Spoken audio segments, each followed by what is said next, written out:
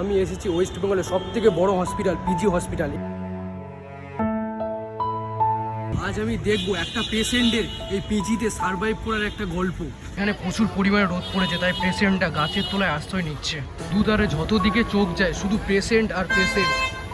তো রৌদ্দুর পড়েছে, তার সত্ত্বেও মানুষ এই রৌদ্দুরের মধ্যে কতটা কষ্ট করেই ডাক্তার দেখাচ্ছে। পুরনো করিডোরে দুপুরের নিঃশ্বাস, তো ভিড় দেখছো, এগুলো সব খাবারের লাইন নয়, সব মেডিসিন কিনছে এখান থেকে।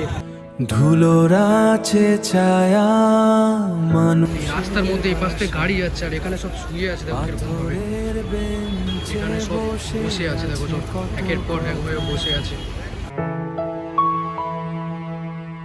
হেল্প ডেস্ক, এখানে পেশেন্টের যত সমস্যা বা কোন দিকে যাবে কি করবে সব এখান থেকেই সব জেনে নেয়। কত লাইন পড়েছে তো এখানে, আগে দেখো সব লাইন, কতটা লাইন, ওই অতটা দূর পর্যন্ত সব লাইন আছে, ঠিক আছে। পেছনেও দেখো কত লাইন।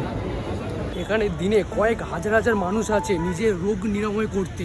সাফেদ তাইলে জমে থাকা নিবিড় ব্যথা। আমার পেছনে যে লাইনটা দেখতে পাচ্ছি এটা হলো ইসিজির লাইন। এই পেছনে যে লাইনটা, এই তো আশা, এই তো জীবনের কথা, কষ্টের মাঝেও বাঁচে থাকার ভাবনা।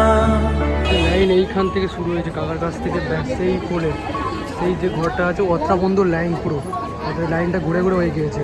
পায়ের শব্দে চলে সময়ের বাজার।